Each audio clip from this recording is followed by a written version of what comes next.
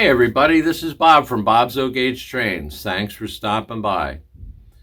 You may see something a little different in today's video. The layout is quiet and the layout is dark, but all for good reason. It's kind of like the day after. Yesterday I was lucky enough to take a ride out to Port Clinton, Pennsylvania, which is about an hour and 45 minutes from where I'm at. I got to spend a day on the Reading T1 number 2102, recently restored by Mr. Andy Muller and the Reading Blue Mountain Railroad. There are only a couple of these locomotives left. 2100 is still around. There's talk about getting that back on the road and restoring it. 2101 is down in Baltimore, painted in the American Freedom Train. And 2124 is up at Steamtown, and Mr. Andy Muller owns number 2102. And that was recently restored back to operation, and boy, did it operate.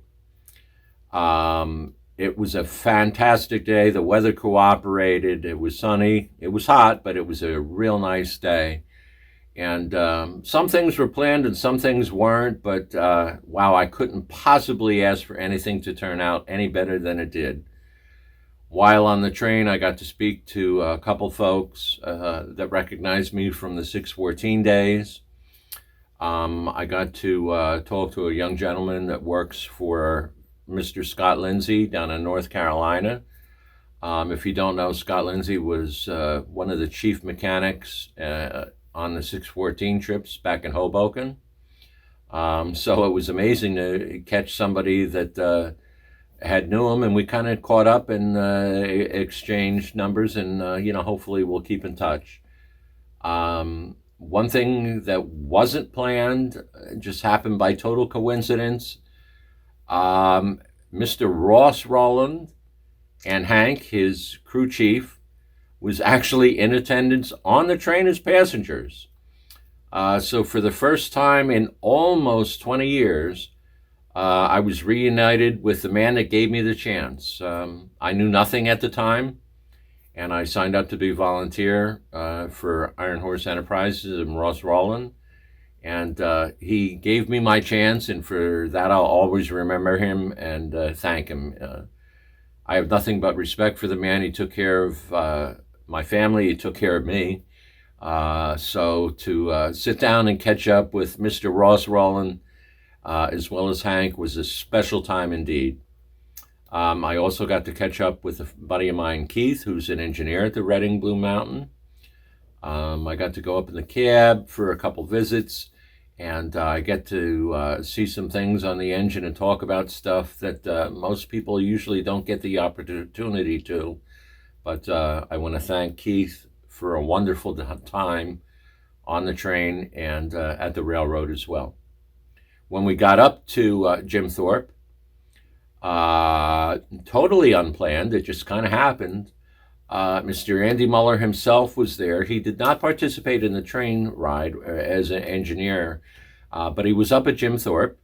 And I actually got to sit down and talk with him for about 45 minutes or so about railroading and how he got his start, and just everything about restoring 2102 and what it took. And wow, to sit down and be able to talk with Mr. Ross Rowland and Mr. Andy Muller, both in the same day.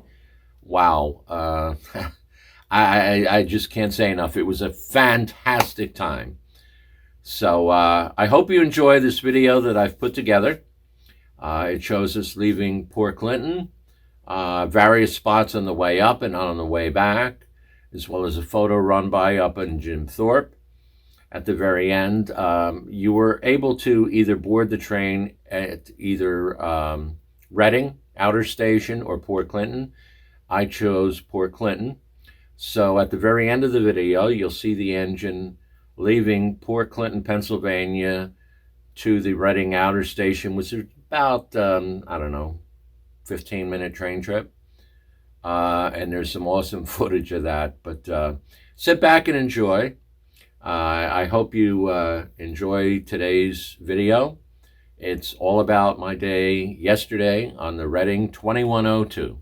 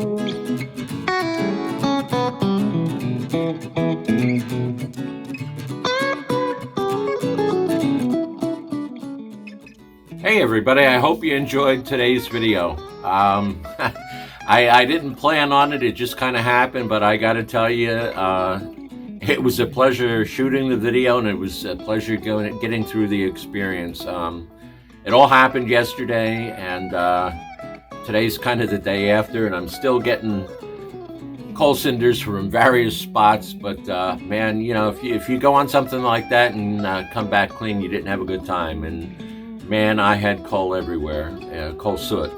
But what a fantastic day.